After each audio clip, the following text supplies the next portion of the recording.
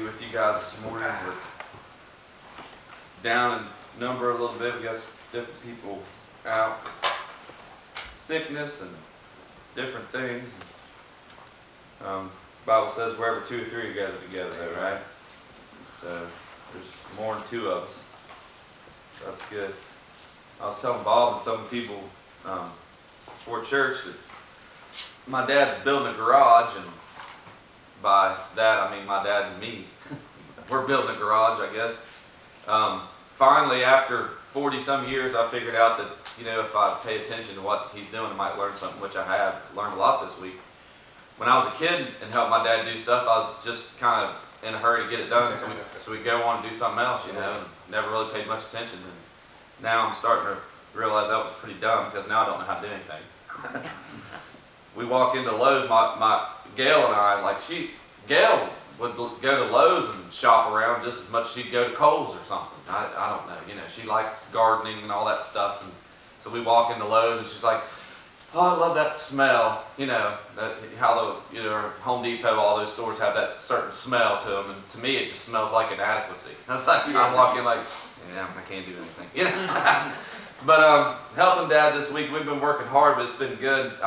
Football started, the June camp started this week, so at 7 o'clock in the morning, I was rolling into the high school and getting that stuff ready, and was there till about noon, and then we go to the Dad's garage and work till about dark.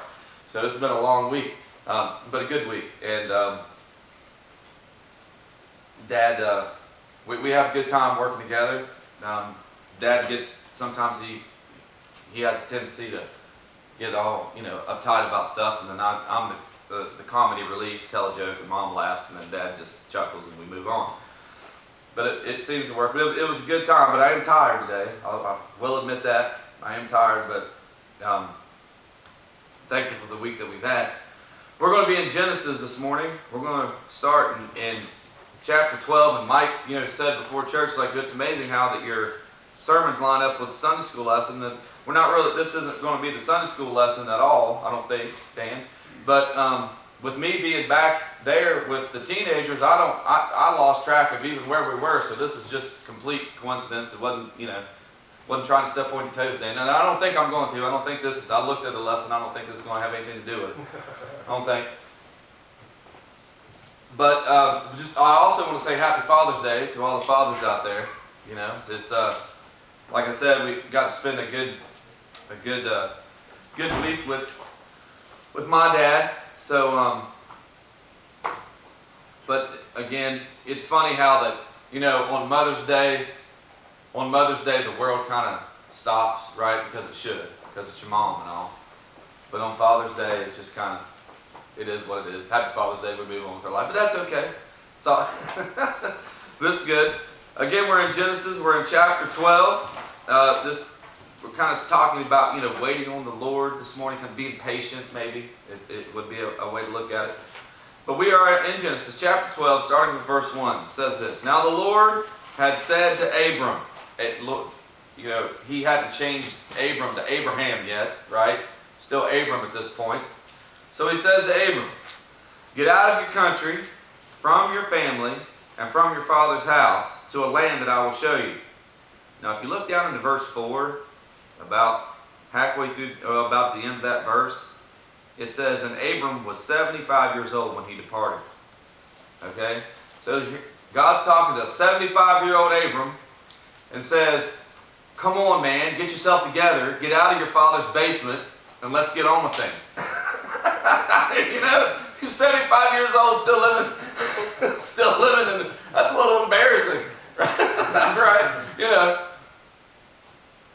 So God says to him, hey, I'm going to show you a place, and I'm going to show you a land. Go to this land that I'm going to show you. Get out of your father's house, get away from your family. Have you, Mike, you were at a family reunion last week. Have you ever been at a family reunion and wished that the Lord would speak to you and say, get out of here, get away from your family? It's like, not this a few of them, yeah. Yeah. Not necessarily the last one, but yeah. But anyway, so that's what the Lord told Abram to do. Now, verse 2 says this: I will make you a great nation. This is again God talking to Abram or Abraham. I will make you a great nation. I will bless you and make your name great, and you shall be a blessing. and I will bless those who bless you, and I will curse those who curse you. And in you all the families of the earth shall be blessed. Well, we're living that right now because we're under that blessing, even to this day. But imagine, here's Abram, again, living in his father's basement, right? Now, that's a joke, but he's just hanging out, right? He's 75 years old, hadn't really done anything with his life, really. God says, all right, Abram, it's time to get out of here. I've got big plans for you. And he said, I'm going to bless the entire world through you. Wow. That's kind of a big deal, right? So Abram, he does what God tells him to do. He gets up and he goes, and Lot ends up coming with him, But he goes and he goes to where God wants him to go, and I would bet, well, there's proof in a minute we'll talk about, but I would bet that probably by the next month, Abram's probably looking around saying, all right, God, let's get this show on the road here, right? I mean, I'm 75, clock's ticking. Okay, you've promised me this stuff. I've done your will. I've obeyed you. You told me to leave. I left. You told me where to go. I went there. Now what? Come on. Let's go. Well, let's look over to Genesis 16, verse 15. Genesis chapter 16, verse 15. Evidently, his wife, Sarah, was getting a little impatient as well, because she had this idea that, hey, why don't you just marry our handmaid, Hagar. Now, by the way, if you're ever looking for a Bible name, don't use Hagar. Come here, Hagar. Short at the Hag. Come here, Hag. That's not a great idea. We don't use that one too much for a lot of reasons, but that's a bad name, right? But Hagar, she said, just take Hagar as your wife, and maybe she can have a kid, because I think she's thinking the same thing, right? I mean, we've been sitting around here, we've done what God's wanted us to do, nothing's happening, so let's kind of take matters into our own hands here a little bit. Now, back in biblical times, it was a acceptable practice for a man to have more than one wife. Thank God, that's different now. Can you imagine, guys, being Father's Day? Can you imagine having like 2 or 3 wives? Take out the trash in stereo. Take out the trash, but different people. It's like all. More than one hand to put up. more than one Hagar. Oh man.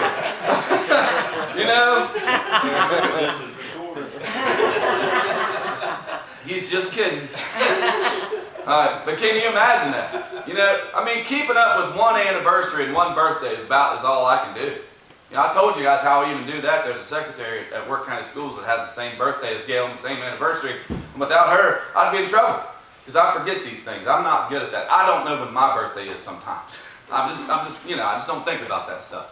So, again, that was a common practice. So Abraham, he agrees to do this, and so he marries Hagar, and verse 15 tells us, so Hagar bore Abram a son, and Abram named his son, whom Hagar bore, Ishmael.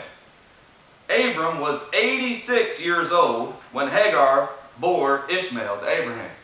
So that's 11 years later, after God said, I'm going to bless you, and I'm going to make a great nation out of you. And 11 years later, they're still waiting on God to do something. And so they try to take matters into their own hands. And Hagar had Ishmael. Well, there was a problem, obviously, here with this. Because Hagar, once she became pregnant, obviously, there was no doctors back in the day. They couldn't go get tested to see where the issues were because Abraham and Sarah couldn't conceive a child. So, but when Hagar becomes pregnant, obviously, they see the issue. Ah, Sarah, it's you. That's the issue here. So Hagar started to walk around right? And so Sarah got upset, jealous, mad, all those things. Ishmael, the son that Abraham had through Hagar, you talk about a problem. You talk about a mistake that's still causing trouble today. All right, do you know that most of Iran and Iraq, those are Ishmael's descendants? Most of the countries that give Israel the hardest time, the biggest conflicts, are direct descendants from Ishmael.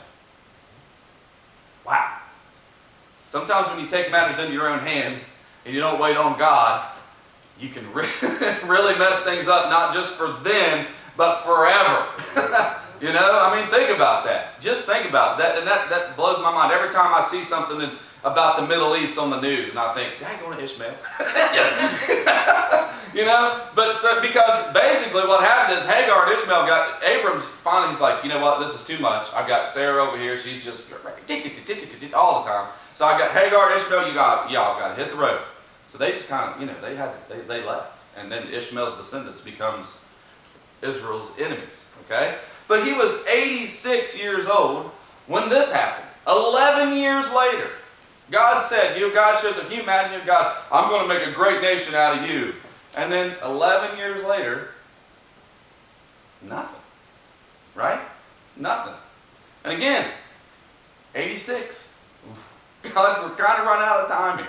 Now, people live longer in biblical times than we do now, probably because they didn't have preservatives in their food, stuff like that. But you know, it's, but they lived longer. There wasn't as much disease and things like that as we have today, and population wasn't, you know, what it is, and had a little bit of room to breathe, I guess. But still, the biological clock's ticking, obviously, right? Because Sarah's the same age.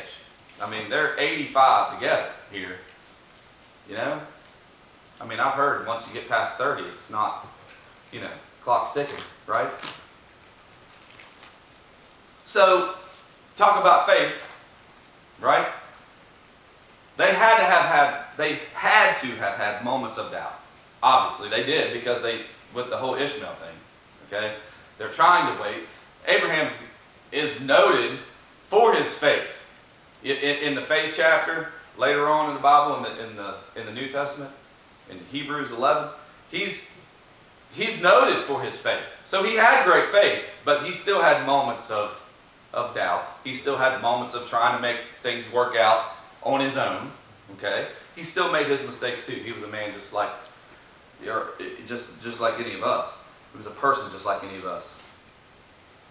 So at 86, again, he and Sarah make a mistake. They try to take matters into their own hands. They try to help God out, if you will. Okay? Now, with that said, I believe that we as Christians, we should roll up our sleeves and work. Okay? If there's one thing my dad has taught me growing up, is that don't be afraid of some hard work. Okay? My dad, again, he's 20-some years older than me, and it's still this week. I mean, I'm, you know, in the truck, like drinking Mountain Dew, trying to get an IV put in, just so I can have the energy. You know what I mean? He works hard. Always has. Always has work, just works. Okay? And he's shown me that. Don't ever be afraid of hard work. And you know, and I think as a Christian, we need to understand that we shouldn't just say, well, you know, God's going to bless me, sit in the easy chair, put my feet up, and just, bring it on, God. That's not really how that works, okay? But we don't want to try to take matters into our own hands. We don't want to try to do, if God has told us something, or if God has said, I'm going to do this for you, right, then let God do that on his time. Don't try to, you know, hurry it along, all right? So, then we get to Genesis chapter 21. And we start reading with verse 5, and it says this. Now, Abraham, God, in the midst of all this, has changed his name to Abraham because God finally got him where he wanted him, okay? God's not changed my name. But he got Abraham where he wanted him, so he went from Abram to Abraham. It says, now Abraham was 100 years old when his son Isaac was born to him. And Sarah said, God has made me laugh, and all who hear will laugh with me. She also said, who would have said to Abraham that Sarah would nurse children? For I have borne him a son in his old age. 25 years after God made that first initial promise to Abraham, 25 years later, something finally happened. 25 years. Again, let that sink in, because you could read what I kind of skipped through and hit the high parts, but you could read that in about 5 minutes, that whole story. And when you read it in the Bible, sometimes you just kind of read it and you're like, oh, well, okay. But let that sink in. 25 years between the promise and God finally moving to make that promise happen. Now, what can we learn from that? In my opinion, it's this, church. Don't ever give up. Don't ever quit, no matter what it looks like, no matter how you feel. Don't stop having faith, knowing that God will take care of us. Yes, sir. Hang on tight. That's right. Hang on tight. So I've seen this happen, and I've done it myself. I get something from God. Now, God's never showed it to me and said, Jason, I'm going to... No, nothing like that. But I get a feeling in my heart, or I get an idea, or I get an inspiration about something, and I think, okay, this is from God. God wants me to do this, right? And then I start, and it kind of blows up, falls apart. And I'm like, well, maybe I was wrong. Oh, well. You know? And that's not the way we should be. If we get a word from God, if we get something in our hearts that we know is from God, then we need to stick right in there until God gives us the next thing. And just keep going, and keep pressing on, and just keep working towards whatever God has told us to do. 25 years. 25 years between what God said, I'm going to do this, 25 years later, He started doing it. God's timetable isn't ours. We get so impatient. We want to see instant gratification, you know.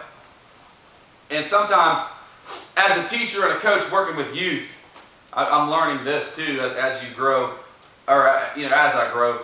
A lot of times, what you don't get any kind of, you don't see a whole lot of fruit for your labor right away. Now, there may be a kid comes back 10 years later, says, Coach, what you said to me on, August the 3rd, 10 years ago, really has stuck with me. And, you may get some of that, but you don't really see, little Johnny doesn't say, Coach, you just changed my life, right? You don't get that, on a field or something. It's later. So we don't really see any of those results just immediately, right away.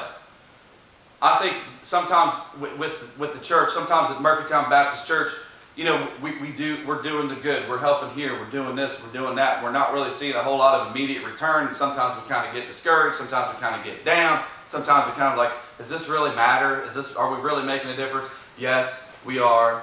Yes, it does. Yes, keep on. Keep on. Because who knows what God's going to do 25 years from now, right? We don't know. We got to keep doing our part. We got to keep walking. If God, this church is here for a reason. I don't know. None of us know exactly why. It's here what God has, what the plans God has for us as an individual or as a church body. We don't know for sure. All we can do is do our part. We just got to keep on, keeping on. Again, God has blessed this church in the past. It's obvious. We were reading the baptism records, right? We were wondering when we had that baptism, and you can see people getting baptized in the creek in February, double-digit people. All right, well, God's blessed us in the past. Amen? So there's a reason we're here, and even though we may not know, God's still going to move. God's still doing things. Even if we don't see it today or tomorrow, we keep on. We just stay faithful. I believe that's why Abraham in his life had been blessed and was continued to be blessed, and why God chose him to use him and his seed for his chosen people is because Abraham was faithful. He was faithful. Okay? Yeah, he had his days, right? But for the most part, he was faithful. If God told him to do something, he did it, and he kept doing it. He would do it day after day. He would just continue to stay faithful. Do not, as Christians, as children of God, do not become discouraged. Do not become, don't ever let that doubt creep in your mind. Is this really worth it? Am I really accomplishing anything? Is this meaningful at all? Is this helping anybody? Don't ever let that kind of stuff creep in. Because, yes, it is. And we stay faithful. And then let God do His thing. Okay? Sometimes, a lot of churches, I believe, they they're trying to do good, you know, and then maybe they're not seeing the growth they want, or maybe they're not seeing the Spirit move the way they want. So they start doing it, they start trying to plan an Ishmael, if you will. They try to start creating stuff, right, on their own, okay? You know, like putting electric shocks in the pews, and the pastor hits a button and says, "Woo, praise the Lord." You know, like they're creating their own. Yeah, I didn't, Dan. You're right. But they're trying to manufacture stuff, right? When that's no good. I've seen you know what I'm talking about. You see churches just try to manufacture God and God moving when it's just, if it's man-made, it means nothing. It means nothing. Our job is to just stay faithful, stay in there, okay? Keep grinding, as we say as a coach. Yes. Show up for work. Show up. Yeah, there's a sign on the basketball coach's door, his office at Work County, and I like it. It's a quote from Bob Huggins, and Bob says this. He says, "I don't know much." He says, "but I know that winners show up. Every day, winners show up." That makes sense. I like that. If he didn't already have it hanging on his door, and my door wasn't 2 doors down, I'd steal it. But it's right there, so it ain't going to do me any good hanging on mine. But I like that, you know? I like that. He said, "I don't know much. I just know winners show up every day. Winners show up." That makes sense, okay? All right? So that's what we got to do. We just got to show up, and we just got to stay faithful, knowing that God is going to do something. Abraham believed. I think Abraham got that. When God told him that when he was 75, he got that down in his heart. And he never stopped truly believing that God was going to do something great. Now, there were days when he might have doubted. There were days when he messed up. But deep down, he believed it. He knew it. So he just kept on and kept on. Until 25 years later, the day came. Okay? What's amazing is after that, remember, you know the story, where he has to take his son up on the hill, right? For the sacrifice. He even trusted God that far with it. Now, you know, God provided a ram to be, but just think about all the tests that Abraham had to go through, all the stuff he had to go through. But my point is this morning, in closing, again, I've already said it 100 times, but the point is, just stay in there. Just stay faithful. Just stay faithful. Even if we're not seeing results, we stay faithful. We keep on. We just do what we know God has told us to do, and we walk that line. And when God decides He's ready to move, He'll move. It's not our job to move God. God knows when and where and how. We just stay faithful. We just walk the line and let God do His thing. Amen? God bless you.